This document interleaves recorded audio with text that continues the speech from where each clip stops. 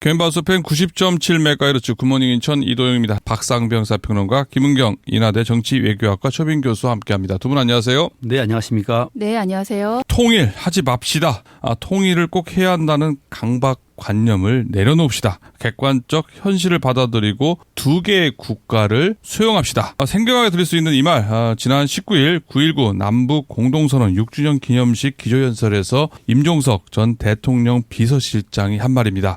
남북한의 대치가 어느 때보다 심각해지고 있는 상황에서 다소 도발적으로까지 들리는 임 전 실장의 제안, 그 의미와 셈법이 궁금해지는데요. 오늘은 임종석 전 비서실장이 제안한 두 국가론에 대한 이야기 두 분과 나눠보도록 하겠습니다. 먼저 두 분의 말 들어보겠습니다. 박상병 평론가님. 네, 앞으로는 우리 민족의 통일이 열리는 날이 빨리 좀 왔으면 좋겠습니다. 예. 그래서 오늘 주제도 아마 두 국가론을 잡은 것 같은데요. 이와 관련해서 윤석열 대통령이 한 얘기입니다. 윤 대통령이 한 얘기는 이겁니다. 평생을 통일운동에 매진하면서 통일이 인생의 목표인 것처럼 이야기하던 많은 사람들이 북한이 두 국가론을 주장하자 자신들의 주장을 급선회했는데 도무지 이해할 수가 없다. 예. 임종석 전 대통령 실장을 두고 한 얘기입니다. 사실상. 그래도 뭐 문재인 전 대통령의 통일 정책을 비판했다, 싸잡아서 얘기했다는 얘기도 하던데요. 그때 국무회의에서 했던 뭐 그렇게 봐야 됩니다만은 문 대통령은 두 국가론을 뭐 이렇게 강하게 주장하는 게 아니기 때문에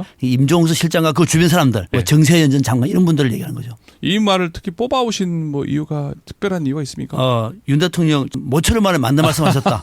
통일 문제와 관련해서는 이 얘기 하더라도 임종석 전 실장은 입이 10개라도 할 말 없을 것이다. 네. 그동안의 통일이 인생의 목표인 것처럼 이야기를 했던 게 바로 임종석 전 실장인데 이제 와서 두 국가론 김정은 따라 하는 거냐? 얘기하니까. 이런 얘기죠. 네. 그래서 그거를 윤석열 대통령이 지적했는데 그 말 뽑아오신 거고요. 김원 교수님. 네, 윤석열 대통령의 이 말 너무 잘 뽑아오신 것 같아요.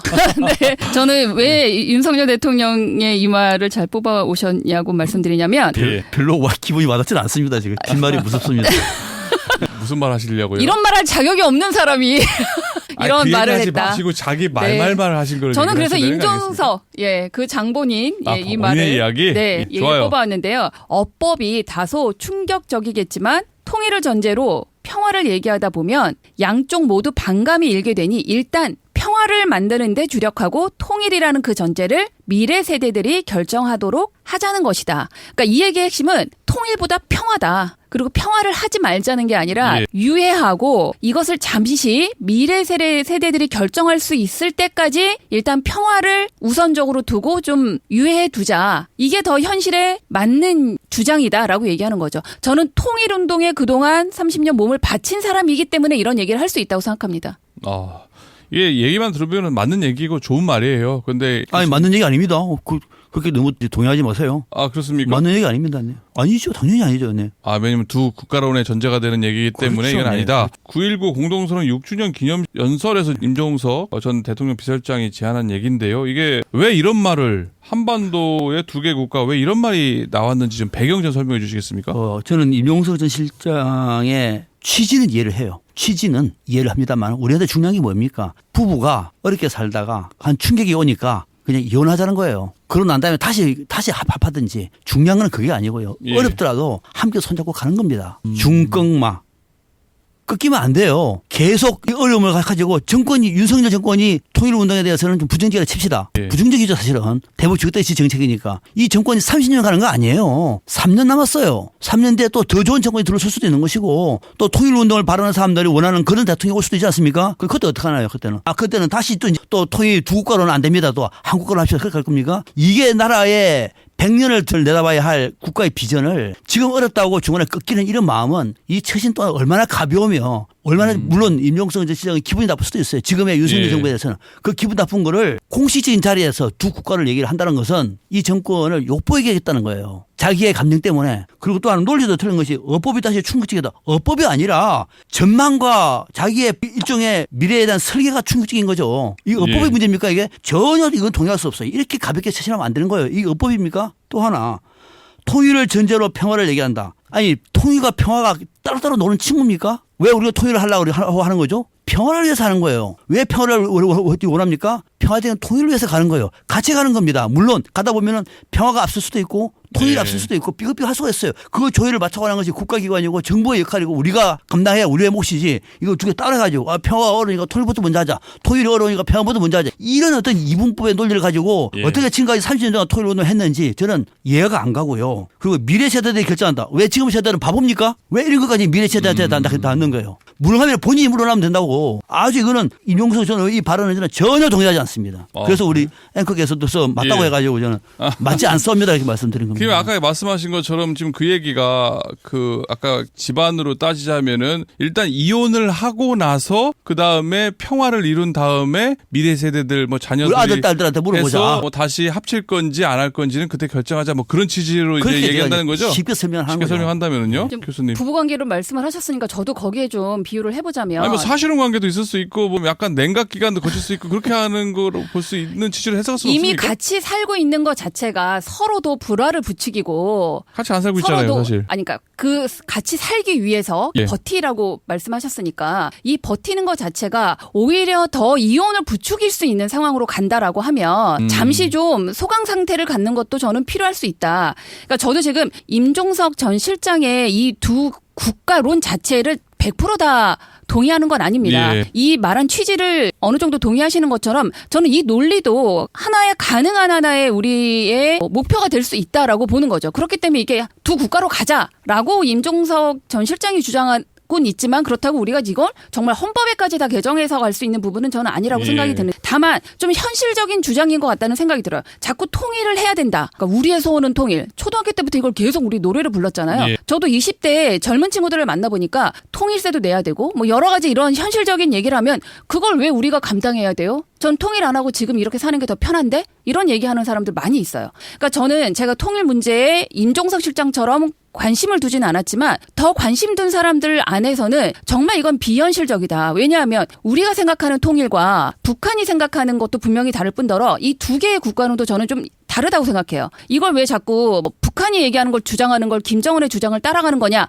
이렇게 지금 국민의힘이나 대통령은 이걸 비판하고 반박하고 있잖아요. 거기서는 말 그대로 그냥 적대적으로 두 개의 국가를 그냥 별개로 보는 것이지만 예. 우리가 지금 얘기하고 있는 것은 평화적인 두 개의 국가죠. 평화와 통일이 공존할 수 있으면 좋습니다. 하지만 지금 상황은 우리를 통일을 해야 된다는 강박관념 때문에 오히려 평화가 해치고 있는 상황이라고 보는 거죠. 이 관련 운동을 하고 있는 사람들 입장에서는 오랜 고민일 겁니다. 근데 저는 이게 이 정치권이나 민주당 내에서 공유된 의견은 아니다. 그렇기 때문에 이 어법 자체가 굉장히 충격적으로 들리고 굉장히 이렇게 도발적인 발언처럼 들리는 거는 어느 정도 동의를 해요. 예. 하지만 이걸 10년, 20년 오랜 동안 이 현장에서 운동 차원을 했던 사람들 입장에서는 통일은 정말 이 현실하고 더 동떨어지고 있다. 그리고 통일해야 된 양 주체가 서로 이렇게 오히려 지금 적대적인 관계를 갖고 있는데 여기에서 통일을 우리가 하려고 한다는 것은 결국은 흡수 통일이고 북한이 망해야 된다는 건데 그걸 전제로 한다는 것은 북한은 인정을 하진 않을 거고 그러면 관계만 더 나빠지는 거 아니냐. 예. 그렇기 때문에 자꾸 통일하지 말고 평화를 위해서 우리가 통일을 어떻게 바라봐야 될 것인지에 대해서 다시 고민해보자라는 저는 문제제기 정도로 봅니다. 예, 알겠습니다. 평론가님.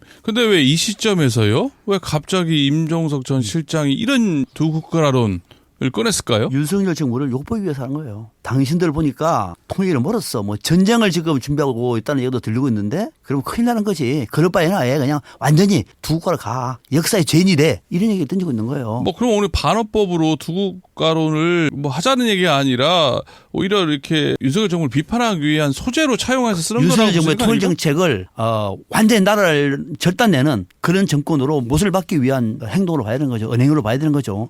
왜 그러냐면은 예. 통일과 평화가 따로 가는 것이 아니다. 또 더 중요한 거는 문재인 정부 때는 1국가론, 윤석열 정부 때는 2국가론, 다음에 이재명 정부 때는 또 1국가론, 그 다음에 예를 들어서 홍준표 정부 때는 또 2국가론. 이게 나라가 통일 정책이 무슨 동네 고무줄도 아니고 이게 말이 됩니까 이게.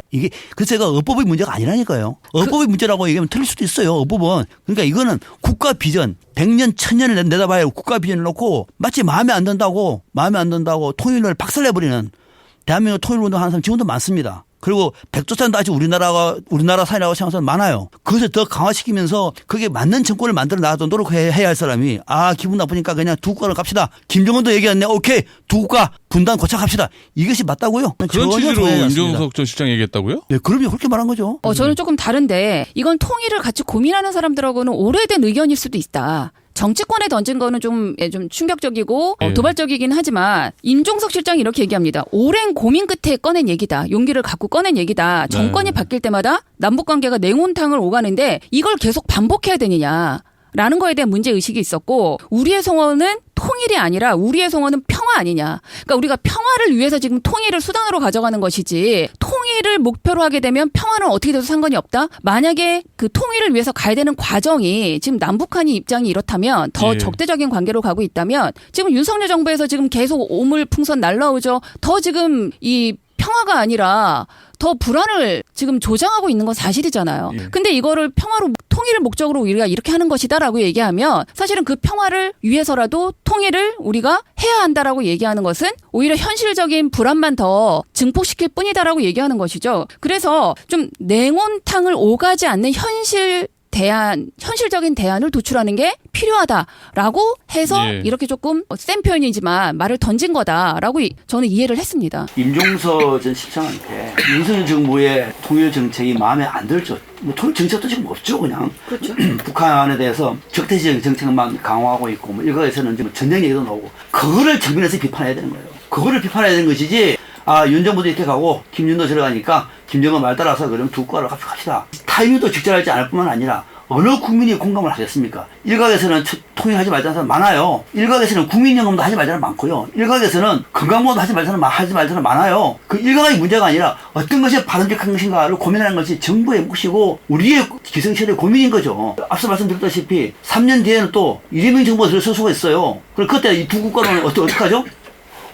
또 한번 또 바꿔가지고 한국가로 또 할 겁니까? 어떻게 최신이 말하는 게 이렇게 가벼운지가 저는 납득이 안 되고 30년 통일 운동했던 사람이니까 진정성 인정을 해요. 이 사람은 분단주의자 아니에요. 진정성은 인정하지만은 지금 시점에서 이 얘기하는 거는 정말로 윤석열 정부를 욕버리는 것 외에는 아무런 메시지가 또는 아무런 울림도 없다. 이렇게 비판하고 있는 겁니다. 근데 지금 평론가님 말씀은 그 두 국가론이 진지한 고민에서 나온 얘기가 아니라 윤석열 정부를 비판하기 위한 욕보기 위한 수단으로 지금 얘기했다는 거죠? 진지한 고민 끝에 윤석열 정부를 이렇게 비판한 거죠. 근데 그런 얘기를 할 수가 있습니까? 아까 이 평화를 위해서 통일을 한다라고 얘기를 했는데 굳이 거기다가 두 국가론까지 얘기를 갖다 얘기할 필요가 있을까요? 이렇게 보는 것 같아요. 지금 아마 임종석 실장뿐만 아니라 통일운동 하는 사람도 아까 우리 김 교수님도 그런 말씀하셨는데 고민이 뭐냐면은 자체 전쟁이 날 분위기다라는 얘기 지금 많아요.